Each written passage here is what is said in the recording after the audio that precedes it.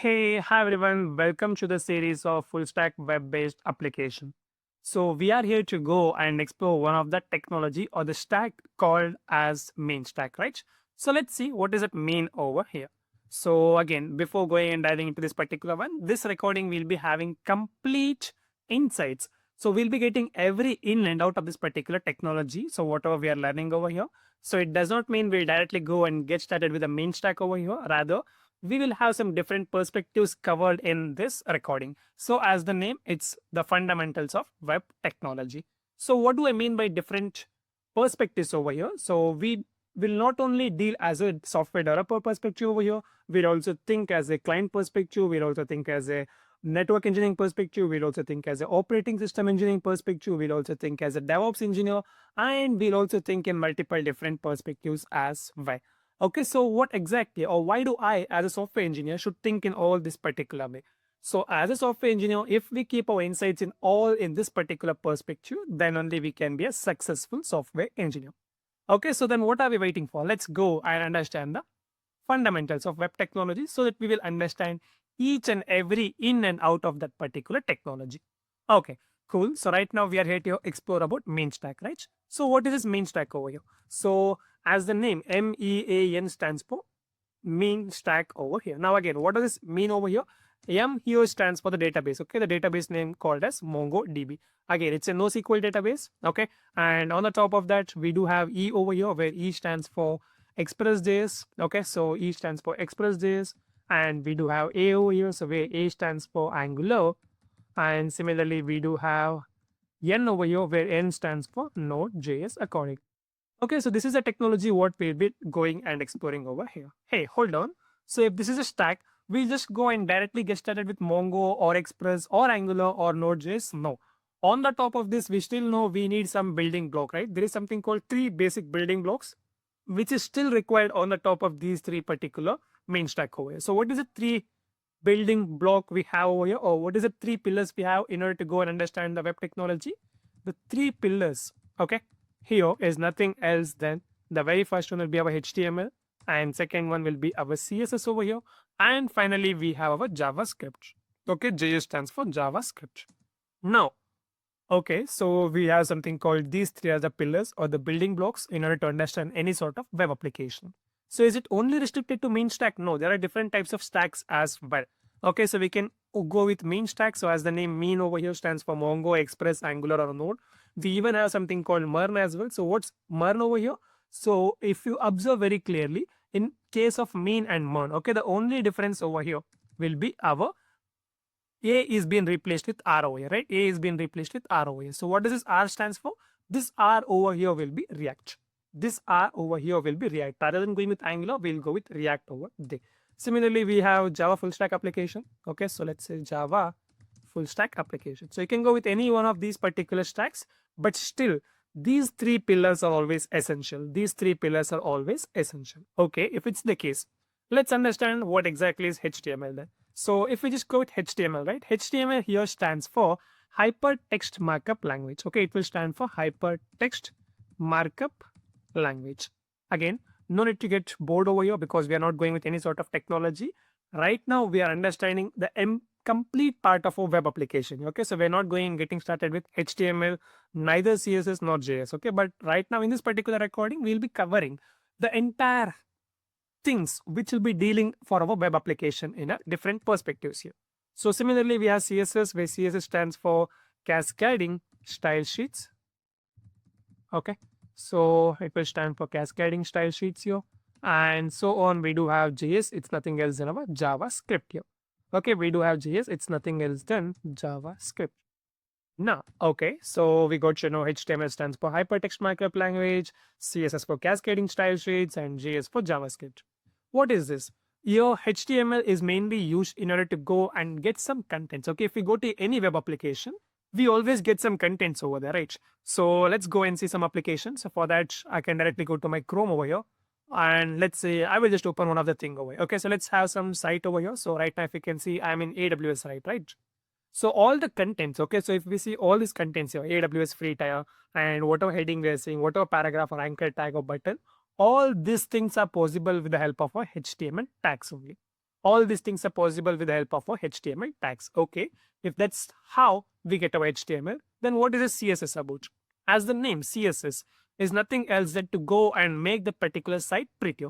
In the sense, this background color, the font color, and the font type, the boldness, or whatever you want to go and change with respect to the style, it's all been handled by our CSS. Again, there are many more libraries and frameworks present on the top of CSS as well, such as Bootstrap, Tailwind UI, or Tailwind CSS, Material UI, and there are many more things. Okay, but still, in order to understand those things such as Bootstrap, Tailwind, or Material UI, we still need CSS as the basic block over there. Okay, so for the same reason, we do have CSS for styling perspective, HTML to get the contents, to get the raw contents on the screen, and CSS to make our application more prettier with the help of certain styles over there. And with the help of HTML and CSS, you can create a static application. So what do we mean by static? It won't be having any sort of dynamic actions. Okay, it won't think and respond accordingly. Now, if you want some intelligence, okay, not intelligence, but if you want some dynamic functionalities, in such cases, we can go and use our JavaScript. We can also call JavaScript as the brain of our application. Okay, we can also call it as a brain or heart of our application. Why? Because this is where we'll be having all the logical stuffs over here. With the help of all these three, we can build some dynamic web applications. Okay, with the help of these things, we can build some plain dynamic web applications. But now, we are not only restricted to this thing, we have other stack in this particular recording called as main stack. And if you see this JavaScript over here, it's been common among all three stack technology, Express, Angular, and Node over here. These are all are present on the top of our plain JavaScript only. So we need to go and understand this thing, then only we can go and explore these things. Okay, that's pretty good. We got to know what stack we are covering here and what's the pillar of this particular applications over here and what are the different similar stacks we have in market as well. Okay, that's pretty good. Now, let's go with some basic questions over here. So we know we are here for web development, right? So we are here for web development, correct? So what are the different things or what are the different teams will be involved in a web development? So very first thing, we'll be having a building team, right? Also called as a developers team. So very firstly, we'll be having a building, also called as a developers team over here. So this is a team what we'll be having where we as a developers will go and write certain code in order to build our application. Do you think in real time in any sort of industrial projects, is this the only team which will be taking care of entire web application? No, there are many other teams as well. Okay, this building or developers team are only restricted to go and write their code and get that particular functionality built. At the same time, they can even go and do some small amount of system testing as well. Okay, they can even do something called as system testing over here, or unit testing can be done over here. Okay, so once this is done, what is the next thing we have over here? So once the building is being done from the developers, the next phase will be our testing team. Okay, we do have our testing team over here. Now, what do these testers do over here? These people, okay, this team will just go and validate this application, whatever code they have built in rigorous way. They will just build a rigorous testing in different perspectives. And once they say that this particular code is okay, then only we'll move that particular code to the next level. Again, testing team can be categorized in two different ways. It can be either a manual testers, okay? It can be either a manual testers or it can be automated testers as well, okay? So such as some Selenium or say other different types of tools they will be using in order to go and test the application. Okay, it can be either a manual testers or it can be our automated testers. Depending on the company, the project, it will just gonna vary over there. It's okay, but anyways, these people will just go and cross check all the edge points and they'll be just cross checking at all the threshold values if our application is working fine or it's breaking at some point of time. Okay, in case if it breaks, if they have some loopholes over here, then they'll get back to the building or the developers team. So these people will again just go ahead and they'll work on a particular one and they'll fix the bugs over there. And again, they'll hand over their application or so-called project to the testing team. Once the testing team say, hey, this application is working as expected without any sort of errors or any sort of bugs over there, then the testing team will push that particular code to a next team called as, in a lame word, we can call it as a hosting team. But to be precise, what is this hosting team over here? It's all about our DevOps people in come into picture here. Okay, we'll get our DevOps team into picture here. So what these people will do? Obviously, the code or the application what we built here, it's not to be used by we guys, right? It's something what we want our clients to use over there. Correct. So we want a particular code or application to be pushed somewhere so that the clients can go and use on their machine as well. Correct. In such cases, DevOps come into picture where we'll make sure that particular code or application is being accessible on the client side machine as well. Okay, once hosting is been done, do we think we are done over here? So as a developer, we'll write a code. As a testers, they'll validate it. And as a hosting team, they'll just host a particular application. So if it's done, do we think are we done here? Obviously, no. We have one more phase as well. What's that phase? It's called as maintenance phase over here. We have one last phase called as maintenance team, or we can also call it a support team over here. So what these people will be doing? Okay, what this maintenance or the support team will be doing over here? Obviously, we built an application and we got it validated, and we also hosted that particular application. So now clients will be using the application, right? Clients will be using our application. So what if there are certain issues? Or what if clients are not aware like how to use that particular application? Or let's say if the client wants some enhancement in the next upcoming days, which they did not thought as a functionality in that particular application, then the clients will gonna raise certain sort of Jira tickets, and then we need to work on them, right? So in such case, we do have a support team or the maintenance team. Based on some mutual agreement between the company and between that particular clients, we will be providing some maintenance, or we'll be providing some support for those particular clients for certain amount of time. Okay, it can be either for a year, or it can be either for 2 years or 5 year or 10 year, based on the tenure and the agreement what has been done between the company and the project clients over there. Okay, so these all four are the main different teams who will be working in building any sort of web application. It's not only for web applications, even your any sort of other standalone applications as well. Okay, even our standalone applications as well. Now, how do we guys go and integrate among or interact between all of these things? How can we go and interact, and how we can integrate our application between other different teams over here? In order to have this question, we have one approach called as SDLC in our software engineering. Okay, in the field of software engineering, we do have one approach called as SDLC over here, so that we can equally work between all these four teams in a proper way, or everything is being synced in a proper way. So what's that approach called as SDLC in our software engineering? So now what's this SDLC? SDLC is nothing else than software development. Okay, software development life cycle here. So the way how we have some life cycle, right? As a human beings, we have some life cycle. As a plants, they have some life cycle. As a animals, they have some life cycle, right? The span of their life is called as life cycle, correct? In a similar way, even our softwares have some life cycle over here. Again, do remember, it's not software life cycle, it's the software development life cycle over here. Okay, so SDLC stands for software development life cycle. Then what does this mean? So it simply means how exactly we want our phase to be carried between these four common teams over here. So how exactly we want to go and interact among these particular things over there. So for them, we have different types of approaches. So each and every approach has their unique pros and cons over here, but let's go and just list out those things over here. So we do have the very first and the oldest model called as waterfall model. Okay, going forward, we went with different sort of models again. So we do have other different types of models. So let's list all of them over here. Such as the next model will be agile model over here. Similarly, we do have few more models. Let's list them over here. And again, we do have spiral model.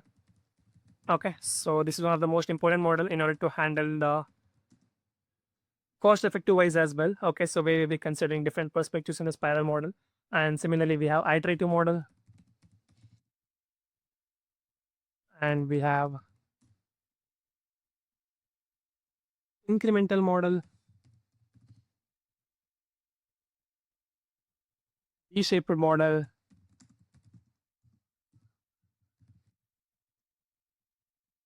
and finally we do have also RAD model called as let's say RAD model. It's called as rapid development application model here.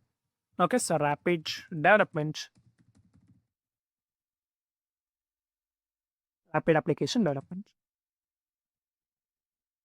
Okay, again, hey, we are here to go and explore about full stack web application. So what is this all about? Again, it's just some insight so that in case if we go with any sort of interview, these are some of the basic questions which will be triggering. Okay, so it's not only with respect to full stack applications. If we go with any sort of interview, these are some of the basic questions which will be rising over there. And I would personally suggest, so when we guys go with this particular series, I want everyone to go and understand each and every in and out of that particular technology. So I'll just go and discuss in the different perspectives in this recording over here, where we'll be covering, as I mentioned, operating system engineering perspective, network engineering perspective, as a software developer, as a client, as a manager, as a lead perspective, what exactly is happening in our application. So for the same reason, I'm just listing all of these things here. Again, we'll be going, as I mentioned, we'll be going from scratch. So we'll even mention what exactly are the editors, what are the different types of editors we can go and use. And there are many more different things. Okay, it won't be boring over here. Obviously, it's one of the most important thing which many of the people will miss by paying some good amount of money as well. Okay, even though they pay some hell lot of money, but they still go and end up with this particular lacking of this particular knowledge. Okay, why? Because everyone directly go and get into either mean or into HTML, CSS, and JS, but they fail in understanding the full stack application fundamentals only. Okay, so as we go with any sort of technology, before we dive into the particular technology, as per our insights, it's always better to go a bit about that particular history, why this was raised, and what was the disadvantage what we had, and how exactly we overcame it. So in that way, we can even think in an innovative way, and we can go and learn in a much better way as well, right? So if we can see how I segregated this thing. So firstly, what is the stack we are learning here? It's main stack. What is main stands for? These are the different technologies. Again, what are the technologies? No need to worry for time being. Okay, so no need to worry account. As a overview, if you want to know, like this DB stands for database over here. This is where we'll be storing our data in a persistent way. And similarly, we have Express here, right? So this is for backend. Okay, this is mainly for backend in order to build the servers. And Angular, this is for front-end technology. So what do you mean by front-end? The things what you see on your web page, okay, is called as front-end. So if I go to any web page here, whatever I'm seeing here in the front-end side, this is called as a front-end technology. Okay, similarly, we have Node again. This is for the backend, which won't be visible, but this is again here to create our server. Okay, and in order to achieve this thing, we can't directly go and land here. Rather, we need to go and explore our pillars as well. That's the thing is an HTML, CSS, and JS. With HTML, we got to know in order to get some contents, okay, raw contents on the screen, we'll go with HTML. And for CSS, in case if you want to style that application, we'll go with CSS. And for JS, if you want to go and make that particular application quite dynamic, in such case, we can go and use JavaScript. In a similar way, what are the other stacks? Okay, so for that, we just went and covered. So the other stacks would be, apart from main, we can have Mern, we can have mean as well, Mern as well, and followed by Java full stack as well over there. Okay, so even we have Python full stack as well nowadays. But yeah, most recommended or most used in the IT sectors, these are the top 3 trending one. Okay, on the top of that, we do have went with what is web development and what are the different teams we have. And we got to know how this team will going to interact between each other with the help of an approach called as software development lifecycle. Okay, with the help of which we'll have some analysis. Okay, what is the software phase? Where are we right now? And whether we are on time or whether we are lacking with something or whether we are lagging in our building or application. So we'll get some analysis for that particular model. Again, it's recommended to go and explore each one of these models in your free time, but for time being, it's not required in this particular recording here. Okay, so this is pretty good. We got some good insights right now. Now, what's the next thing we'll be covering here? So in the lame word, we always use a word called link, right? If you want to share something with any other person, we always say, hey, could you please share me that particular link, right? In general, this is not link. We should hereafter going forward, we should not use a keyword called as link. Rather, as a developers, as an IT person or as an IT resource, it's expected to call a word called as URL, right? We do also call it as URL. Now, the question comes, what is this URL here? What is the full form of URL, right? URL stands for Uniform Resource Locator. Okay, it stands for Uniform Resource Locator. So now, as the full form, what we see over here, it's called as Uniform Resource Locator. So link or URL is nothing else than if you want to go and find out something. So if we get a link or if we get a URL from some other person, what do? We'll just go and hit on that, right? We'll just tap on it so that we are expected to go and get some resource over there. Exactly the same thing. So in order to go and get some resource, we need to locate that particular resource in a uniform way. So we do have a URL. Okay, so we do have a URL. Now, let's write some dummy URL. Let's say I will just go with my Instagram URL. Let's say https:// I will just say www. Okay, and let's say Instagram.com over here. And I just say slash away. So now, what happened over here? So I just wrote my URL here, right? And if you can see, I just wrote some other things over here. Right now, guys, I'm using my VS Code editor. Again, what are the different editors? I talk about that. But for time being, I just wrote the URL here. But something got changed here, right? Did I write underscore here? It came automatically, correct? And the moment I hover on this thing, if you can see, it's saying follow link. It's asking me, you can click on this thing with the help of control plus click, right? Whereas for other text, whatever I wrote on the top, nothing is being populated with a control plus click or nothing we have as an underline for them, right? Why do we have this thing? It's all because of the certain inbuilt functionalities what we have for our URL. Okay, what we have for our URL over here. So that's the beauty of our URL. So now let's see, I'll just go and hit on this particular one. So if you can see, the font color is also getting changed. You see, it's been turned into a blue or a purplish color kind of thing here. So from white, it's getting changed over here. So why? Because that's how our URL is being categorized. You see, I'm into my ID accordingly, right? So I just got my ID open accordingly. Okay, so it's pretty good. If you can see, this is not a dummy URL. The moment I click on this thing, we were able to go and navigate into our Insta account accordingly, right? Okay, this is pretty good. We got our ID. So now let's go and write some good URL, a dummy URL again, and we'll explore the different parts of the particular URL. Okay, we'll try to explore what are the different parts we have in that particular URL. Let's say HTTPS colon slash slash. I will just go with some education site. Let's say I want to go with some education site, education dot. I will just go with some site over here. Let's say I want to have a site with my name only. Let's say Rohan Academy. We don't have any such, but yeah, let's say Rohan Academy dot. Let's say it's education site, so I'll just go with edu, and I will just say this is for full stack. Okay, we have full stack courses over here. So this is again a dummy URL, but if you can see, I got some good URL structure as well, right? So we got all this particular thing. Let's see if we can get anything. I'll just go and hit on this particular one. And again, we got underline and the font color is also getting changed accordingly. If I go and click on this thing, obviously we don't have any URL here. Okay, we don't have any URL over here. Okay, that's pretty good. We don't have any URL because we don't have anything hosted for this particular URL. But let's understand this URL and we'll go and categorize the different parts in this particular URL here. So what are some of the parts we have over here? Very firstly, if we can see, we have something called HTTPS here, right? Okay, what's this HTTPS? We'll see. And going forward, we have something called education. So let's say we do have education. And going forward, we do have, let's do one thing. Yeah, before education, I'll just go with this academy. So I'll just say Rohan Academy over here. And we have education. And followed by, we do have .edu, correct? And finally, we have full stack over here. So these are some of the things what we have in that particular URL, right? So I'm just categorizing my URL in different parts over here. And we got these many different types of things here. Okay, so we got these many things. So now let's understand what are these parts over here. Okay, now let's understand what are these parts over here. So firstly, we have HTTPS, right? So firstly, we have HTTPS over here. So what's this HTTPS?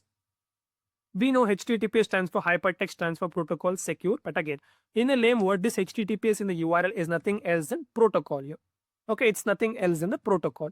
Now the question comes, hey, what is this protocol over here, right? We'll understand. But yeah, for time being, let's go and write it for other parts of URL and we'll go in depth for each and every part here. The very first one will be the protocol. Secondly, we have Rohan Academy. So what's this Rohan Academy? It's nothing else than a server or the domain name here. Okay, we can call it as a server or the domain name. This is our server or domain name. And we do have education over here. So what's education? So education here is nothing else than a subdomain, okay, or the sub part of that particular main domain. This is a subdomain name. And we do have .edu here. What's this edu stands for? This is for education, but again, it's a part called as TLD here. What's meant by TLD? It's nothing else than top level domain. Okay, let's say it is top level domain. And finally, we have full stack over here. This is nothing else in the path, okay, or the location. You can just say it as a path or the location where we are in that particular page right now. Okay, so this URL was able to categorize in this particular way. That's pretty good. Now, let's understand one by one in depth over here. The very first one, we do have a protocol here, right? The very first one, we do have it as a protocol. So what's meant by protocol? In a lame English word, what's meant by protocol? Protocol is nothing else than set of rules or instructions, right? So same thing over here. It's nothing else than a set of rules or instructions. Okay, what's meant by the protocol? It's nothing else than set of rules or the instructions. Let's say if we're going to a school, we do have certain protocols over there, right? We do have certain rules in our school as well. We need to be there by on time. We need to reach school sharp by 9 o'clock in the morning. We need to have our shoes weighed. We need to wear our ID cards. We need to wear our tie, right? We need to wear our uniform. We need to carry our bags. All these things are some of the mandatory things. These are some of the important instructions as per the school guidelines, right? We need to follow them in order to attend our schools, right? In a similar way, in our web applications also, we do have certain protocols here. Now, again, people might think, hey, why do we need to go and explore all of these things? Hold on, why do we need to explore these things? Why? Because we are here to learn full stack application, right? To be precise, web full stack application. So where are we hosting our application? It on the website only, right? So obviously we'll get our URL. So in such case, if we know our URL structure, it will be quite easy to understand as well, right? Again, we don't need to go and deal with all of these things. But if you know this thing, it will be really good as well. Okay, so that you'll get some more confidence as well.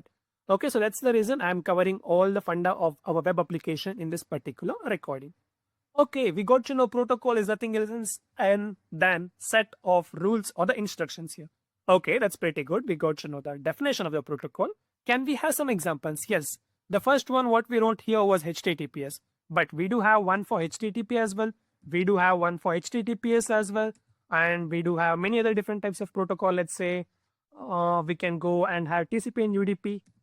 Okay, so let's say again, these all are with respect to network perspective. As a computer engineering network perspective or as a network engineering perspective, we'll be thinking this thing. Okay, we do have UDP and we do have SMTP. Okay, we do have FTP, file transfer protocol, and let's go with IP and other things. We'll just keep it for blank. Okay, these are some of the main basic things you guys should be knowing. Okay, so what's meant by HTTP? HTTP stands for, again, all of these things are nothing else than the protocol only. Okay, what's meant by HTTP? HTTP stands for Hypertext Transfer Protocol. Okay, similarly, we have one more thing called as HTTPS, right? So what's the difference here? Obviously, we're adding one yes over here. So what's the difference? So that's yes is nothing else than secure here. So you just need to say Hypertext Transfer Protocol, but this time it's been secured here. So what's been secured and how exactly we can secure, we'll learn in some time. Okay, but one thing, yeah, yes stands for secure here. In a similar way, we have something called TCP as well. What's meant by TCP? TCP stands for Transmission Control Protocol. Okay, it stands for Transmission Control Protocol over here. In a similar way, we have UDP, where UDP stands for User Datagram Protocol. Okay, it stands for User Datagram Protocol. Similarly, we have SMTP, where SMTP stands for Simple Mail Transfer Protocol. Simple Mail Transfer Protocol. Okay, and we do have FTP as well. So what does FTP stands for? FTP stands for File Transfer Protocol. It stands for File Transfer Protocol. And lastly, we do have IP here. So where IP stands for Internet Protocol. Where IP stands for Internet Protocol over here. Okay, so we got to know what's meant by protocol, and we also have got some list of different protocols with their full form as well, right? So let's go and understand in a basic overview as something, what is this HTTP, what is this HTTP, or what is FTP, what is IP, and all these things in a top overview, and we'll just go ahead accordingly. In a top overview, so where do we use this HTTP and HTTPS? So if we can see, it's being used in our URL only, right? So it's being used in our URL, and we do need to know more about URL. Why? Because we are here to learn about a full stack web-based application only. So for time being, let's not go to HTTP and HTTPS. We'll go much deeper into these two particular things here. Okay, that's pretty good. Then next thing we have TCP. What's meant by TCP? TCP stands for Transmission Control Protocol, right? So it's mean like we'll be having some handshake signals followed over here, and we'll be having a connection done between the sender and the receiver, which will be persistent for a certain amount of time over there. Whereas UDP, if we can see, it will be not a persistent connection. We'll be having a connection between again a server and a receiver, but it won't be persistent over there. Okay, so again, you can go and learn much more deeper. So it all is with respect to your network engineering perspective. Okay, so that's something about your TCP and UDP protocol over there. We'll be having some handshake signals followed over here in TCP. There won't be any sort of handshake signals followed in UDP. TCP protocol will be much more secure and fast when compared to UDP protocol. Okay, we'll be having more input output request in UDP, but less input output request in TCP. Again, what are these things? No need to worry. These all things will be covered in network engineering perspective. But both are used in order to transfer a protocol, in order to transfer certain packets or data or chunk of data through any sort of sender and receiver over there. Okay, nextly we have something called SMTP. So what's meant by SMTP? As the name, Simple Mail Transfer Protocol. So if you want to transfer a mail or if you want to send a mail, what we'll do, firstly we'll go and draft an email, right? We'll write some email and then we'll hit on send option over there. But if you remember, when you are sending an email, if you are forgetting the subject of that email, you will get a pop-up, right? Indicating, hey boss, you are missing a subject. So are you willing to send this particular email without a subject, or you want to add that particular one, right? So how is that possible? These all are some of the instructions what we are encoding or what we are implementing in that particular mail transfer. So it's all a part of our rule only. So it's because of that only we're getting that pop-up. Similarly, if you have some subject also, and if you have the template as well, but if you forget to write the sender or the receiver address only, then the email won't go, right? It won't go at all. You can't send that email only. Why? Because you don't have the receiver address only, right? Receiver email ID only. So you'll get a pop-up window stating please add the recipient address accordingly. Correct? How is it possible? It's all the rules. It's all something called set of certain instructions which we are inducing into that particular application. It's possible with the help of SMTP. Similarly, we have something called FTP. As the name FTP stands for File Transfer Protocol. So if you want to transfer a file from one machine to another machine, it can be via wired machine, it can be via wired connection or a wireless connection. We do have certain protocols over there, right? We do need to go and follow certain instructions for that as well. So for the same reason, let's say if I want to transfer a file, okay, and the file name is called as one underscore funda underscore of web underscore tech dot text only. And if I want to go and keep it on the same file, okay, let's see. I just do right now. I just say right click, rename. I will just copy the same. And what I will do, I just click on new again here. And if I just paste the same thing, okay, and if I paste the same thing with .txt. So what's happening? You can see I'm getting an error message. Hey, this file name already exists in this location. Please choose a different name, right? How is that? It's because certain rules, what we are inducing in the particular application for file transfer as well. Okay, so these are all because of a file transfer protocol. Similarly, we have something called IP. Let's go with one real-time example for IP as well. So IP stands for Internet Protocol. So now what's this Internet Protocol? Correct? And to be precise, people would have learned in your colleges, we have something called IPv4 and we do have IPv6. What's the difference between IPv4 and IPv6? So it's nothing else than the version, right? IP here, V stands for version with the 4 and 6 over here. And the address and other stuff is being quite minimalistic in V6 when compared to V4 over there. Again, there are many more things, but yeah, let's not cover in this recording because we are not here to cover about network perspective, but just to get some insight about network perspective. Okay, now let's understand internet protocol with a better example. Let's say right now I am being seated in my office location. Okay, right now I have been seated in my office location and I want to control my AC, which is being installed in my home. Okay, so let's say in my home there is nobody at this particular point of time, and right now I am in my office location and I will be leaving my office in next 15-20 minutes and I will be reaching my home in another 1 hour. Okay, I'll be reaching my home in another 1 hour. So now before I go to my home, okay, before I go and visit to my home, I want my AC to be turned on. So right now I'm seated in my office location and there is nobody at my home and it needs somewhere around 30 to 40 minutes for me to travel from my office to home. And how can I operate that particular AC? Right? How can we operate? I can still operate that particular AC with the help of internet protocol only. So what's meant by that? We will induce certain intelligence to our smart AC as well. Okay, why did I use a keyword called smart AC? So that AC has some smart functionalities. Okay, even though if that particular AC is being installed in my home and even though I'm not physically present at that particular location, I can still operate that particular smart AC at my fingertips only. How can I operate at my fingertips? Let's say that particular application is being installed in my iOS mobile and then I can just go and configure accordingly. I can just say, hey, turn on the AC.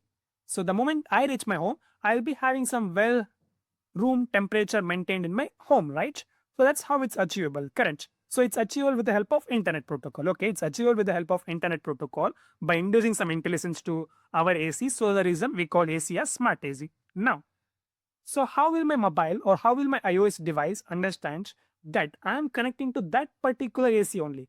I'm connecting to my home AC only. Why can't I go and connect to my neighbor's AC? Why can't I go and connect to my office AC only? How is that making a connection to that particular AC which has been installed in my home only? Correct? How is it connecting? It's connecting with the help of this IP address only. So any device which has been connected to the internet, they'll always have their own IP address. Even your systems or your laptops or your mobiles or any sort of smart application, be it your smart TV, be it your smart fan, smart watches, smart shoe, or whatever which has been having a keyword called smart, it always has some intelligence and that intelligence is being connected to internet. The moment it's been connected to internet, we will get an IP address for those particular device as well. The way how we have a other unique number for each and every user in India, right? The way how we have a UN number, a unique identity for each and every person in United States of America, In a similar way, if you want to go and have any device connected to the internet, we always get that particular device with a unique address called as IP address. So with this address only, I can make sure my iOS device at my fingertips is operating to my home AC only, not to someone else's home AC. So it's possible with the help of IP. Why? Because the smart AC what I have, it's been connected to internet. So that AC will gonna have a IP address. Similarly, the iOS device what I am using at my fingertips, it's been connected to internet. It will have its own IP address and it will go and make a request for that particular IP address only and it will get a successful connection. So we do use our IP address, right? So that's how the things work. It's not only about our AC, it can be anything else as well. Okay, yeah, pretty good. So now we got to know all of these things, correct? We are left with HTTP and HTTPS now. Okay, we'll go in depth. Why? Because we are here to explore about full stack web-based application only. Okay, pretty good. So now the first thing we have HTTP and second thing we have HTTPS. Okay, one difference was secure over here. So now the question comes, what has been secured over here? So what's been secured here? Both of these things are used in order to go and call our web applications. Okay, if you want to go any call in your web applications, if you want to go and send any name over there, we always go and get that particular name connected to.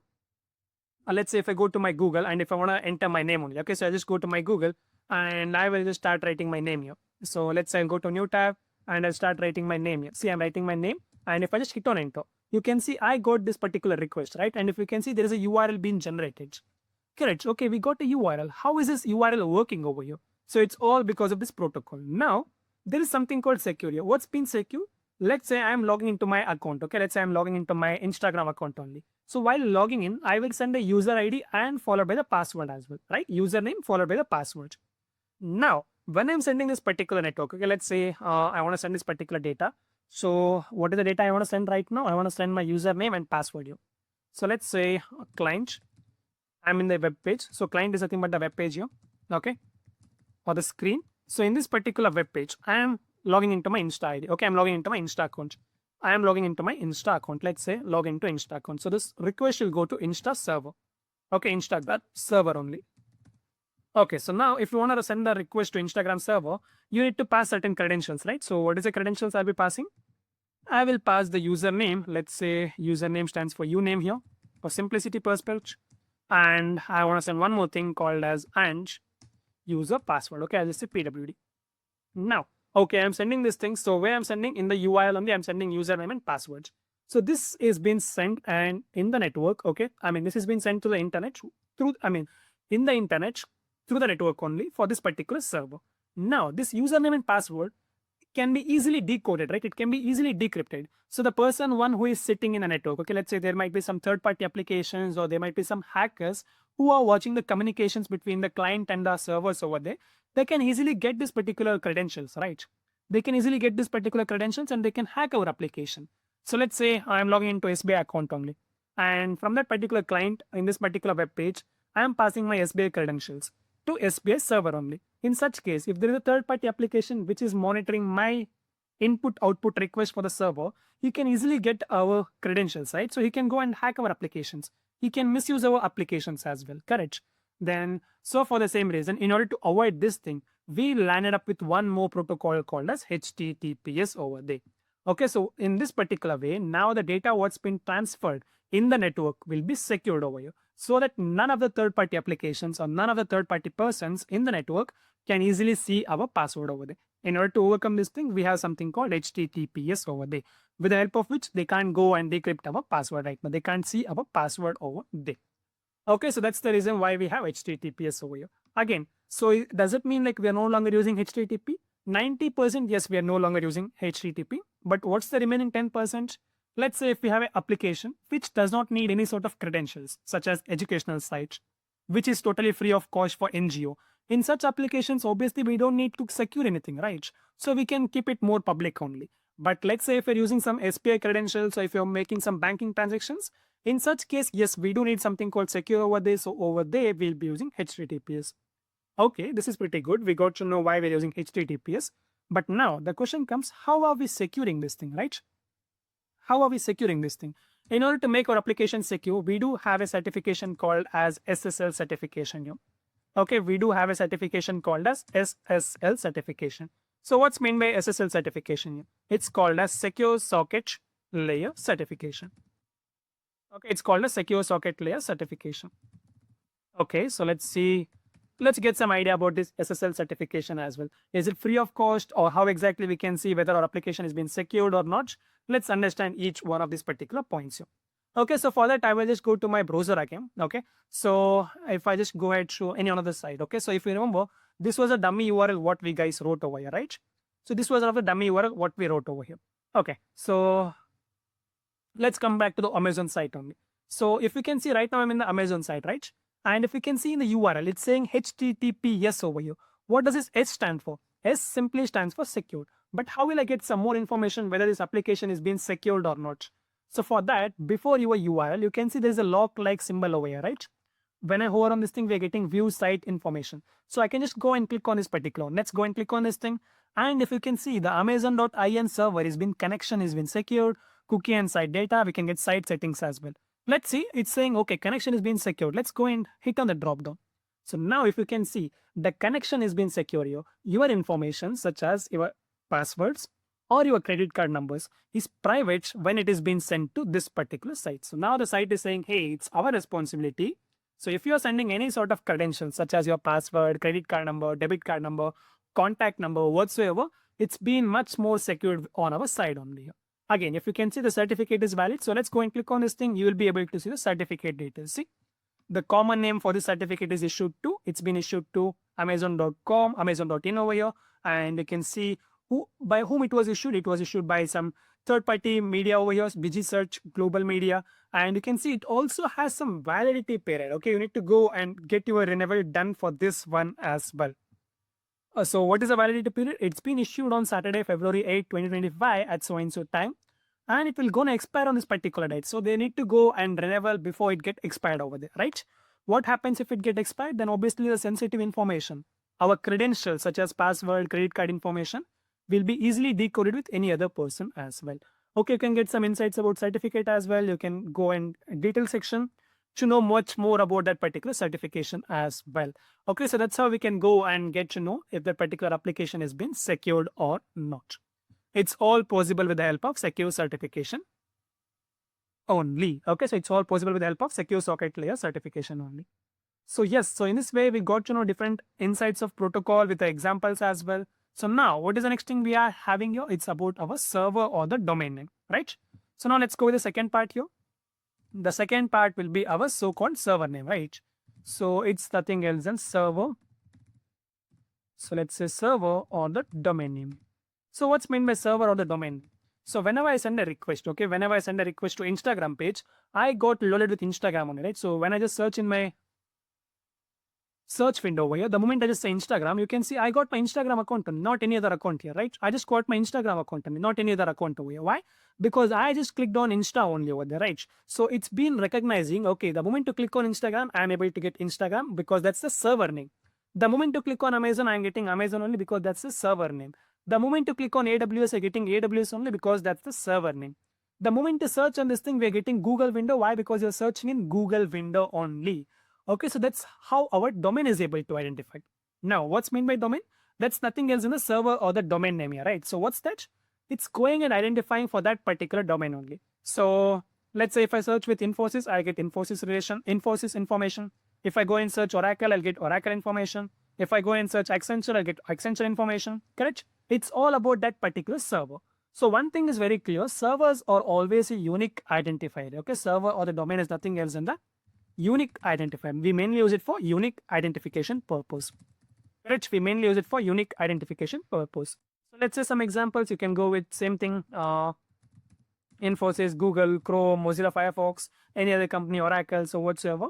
All these things are unique identification, right? We know there are no two companies with the same name called Google. Am I right? Obviously, there are no two companies with the same company name called as Infosys. There are no two company name with the same company name called as Oracle. Correct? Why? Because these all are unique identification. Correct? So that's all about a server or domain name. So with the help of server, we can even easily go and get access for that particular server. Okay, that was about our server name. We got to know server name. Nextly, we have something called education here, right? Which has been prefixed to the server name. So what's this education over here? The education here is a subdomain name. Correct? It's a subdomain name. So let's understand what's meant by subdomain then. So let's understand what's meant by subdomain then. So let's go with subdomain name here. So what's meant by subdomain? It's nothing as the parts. We can say subdomain. It's a part within that particular main domain only. One better example. Let's go to Google server only. Okay. Do you think Google is a small company? Obviously, no. Google is handling hell lot of things, right? Google has something called Gmeet, right? So it's something about Google Meet. You can go and have some video conferencing done over there.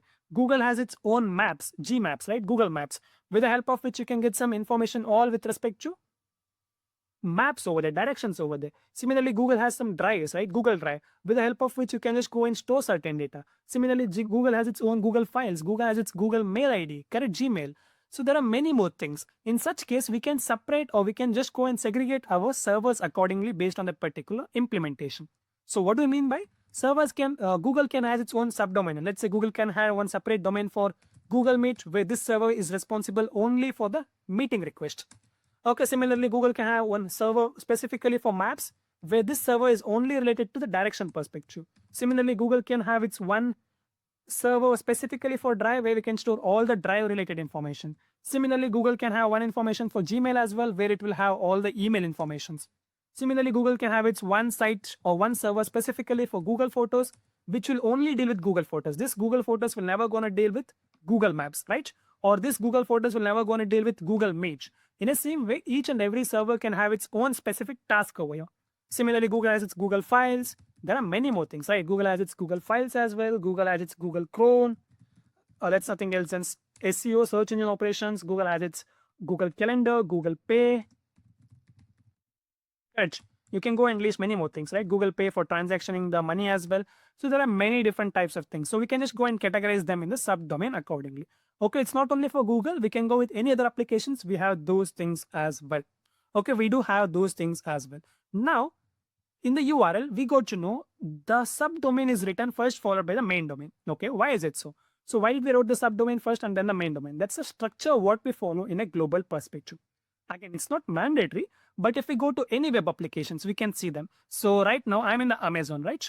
So the way how we have Google, right? In a similar way, you can take an example of Amazon as well. Okay, so if you know, Amazon has many different services again.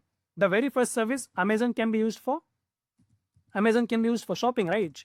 So let's say Amazon shopping. Okay, I just go with Amazon shopping here. And what's the next one? We use Amazon for services as well, right? AWS, Amazon Web Services, correct? So we have our services as well over here. So now if you can see, the moment I search Amazon, I'm getting into the cart application where you can just go and place some orders over here. This is where we'll go and purchase certain products, right? With respect to Amazon shopping application. The moment I search AWS, you can see we are within our Amazon Web Service where we can go and get some different services from our Amazon. So now if you can observe the URL here, we have HTTPS indicating it's been secured, and we have www here, right? What's mean this www here? It stands for World Wide Web. This is a common website across the world. Okay, so we have it as www, World Wide Web. Same thing over here. If I click on this thing, see, it's again stating HTTPS, it's been secured. To cross check, you can go and click on this link over here, lock over here.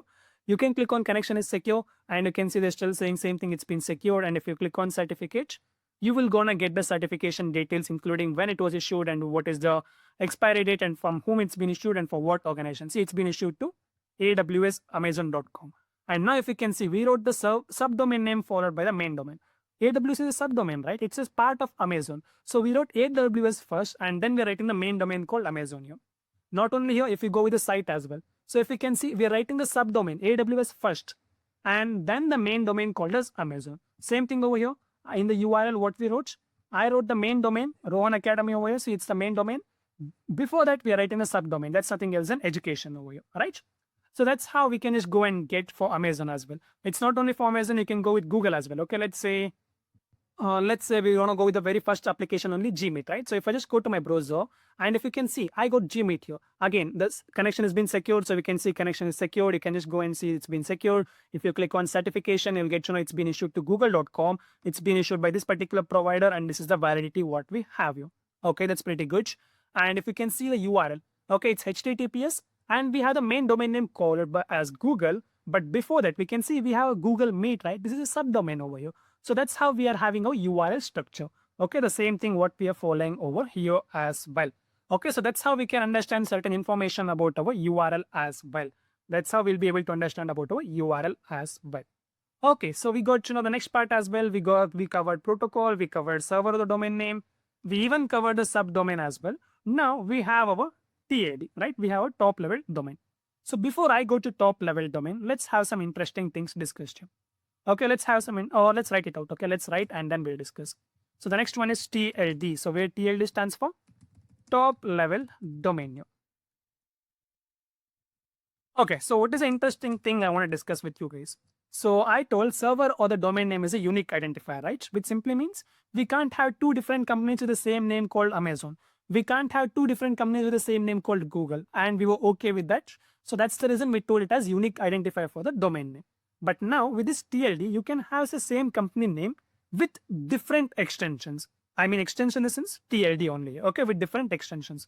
Let's say I want to go with Amazon only, okay? So I'll just say amazon.in. In a similar way, I'll go with some examples. We can have a company called Amazon.com. We can have a company called Amazon.edu, indicating its education site. Okay, we can go with many other things. Let's say Amazon.org.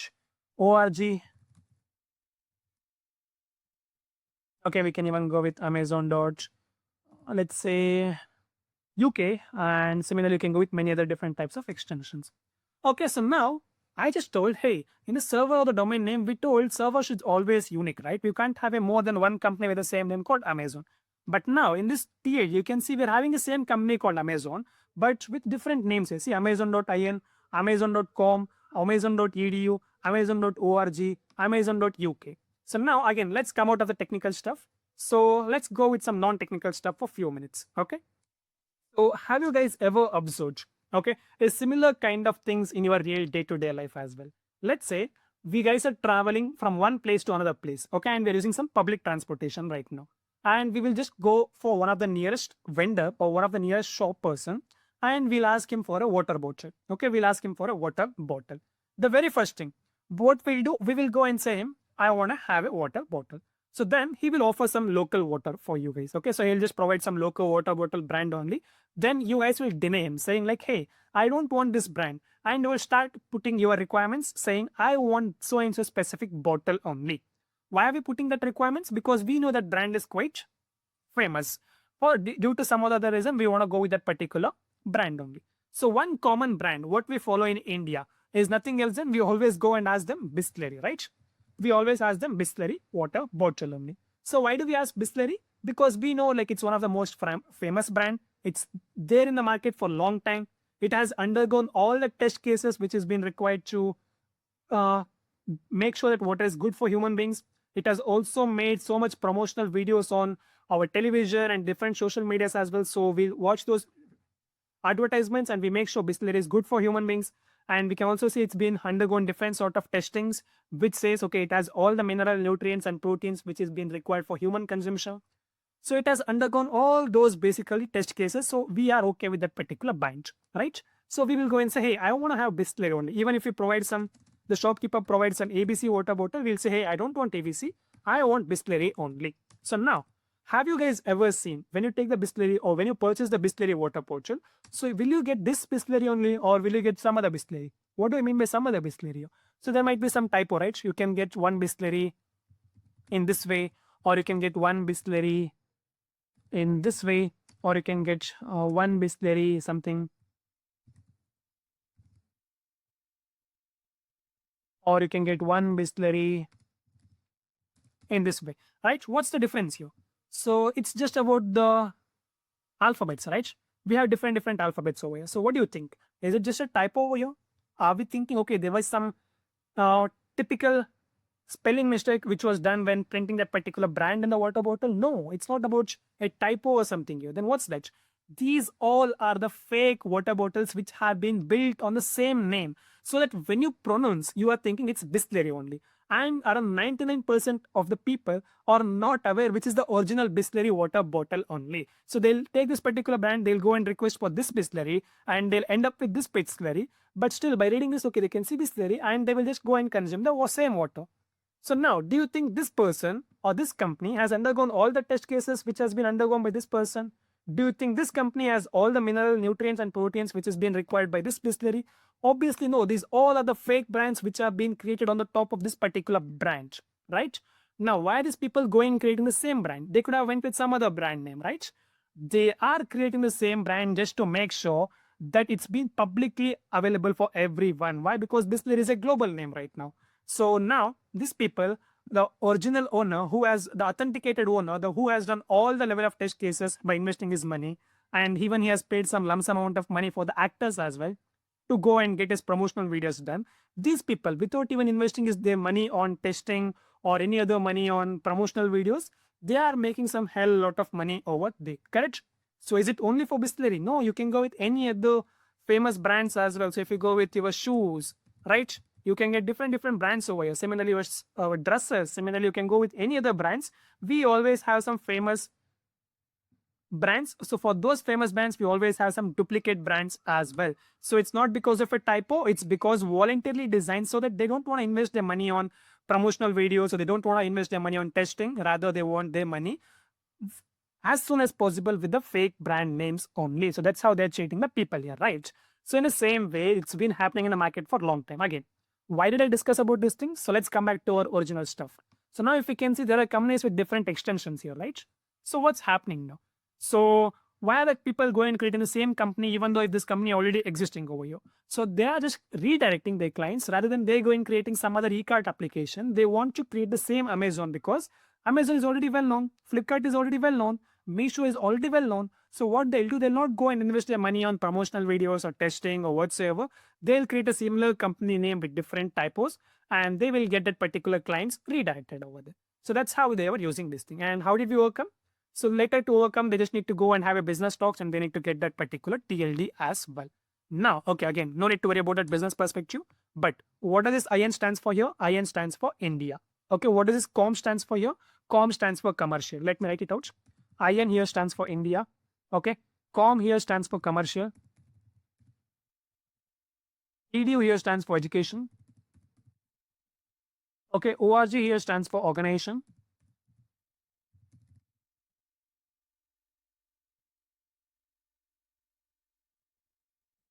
Okay, UK here stands for United Kingdoms.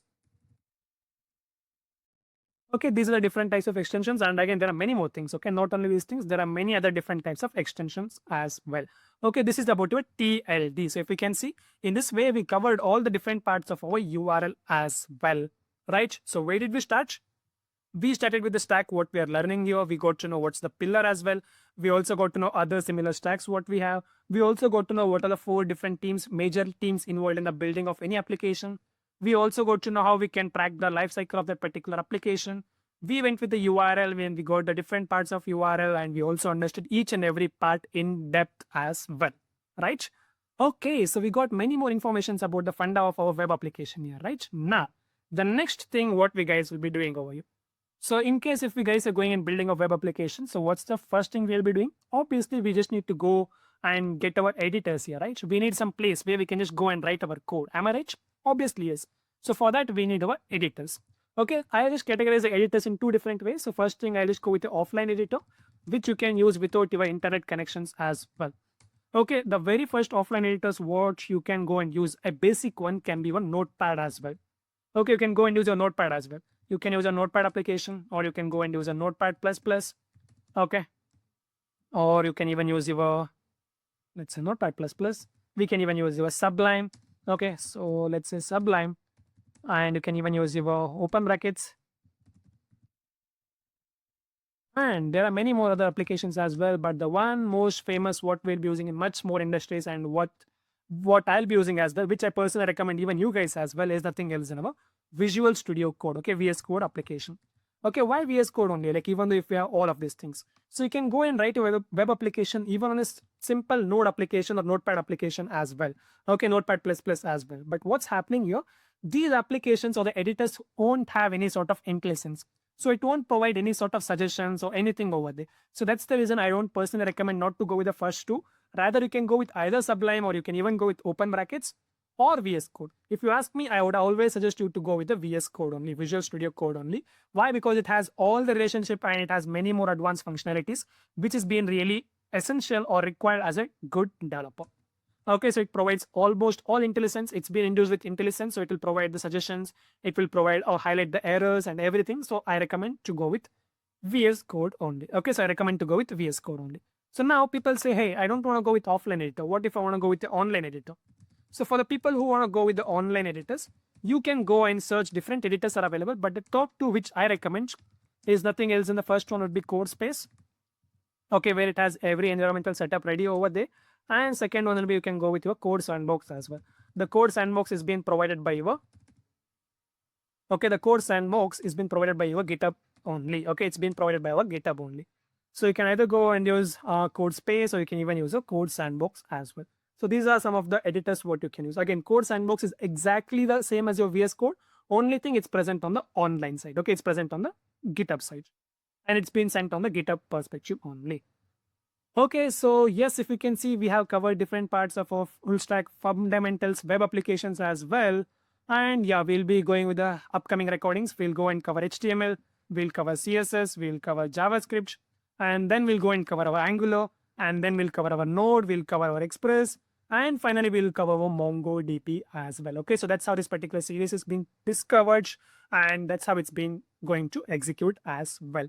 Okay, and yes, even we'll be having some other different types of libraries discussed as well. So here and there, like we'll go with Bootstrap, Tailwind UI, Tailwind CSS, and other different types of things as well.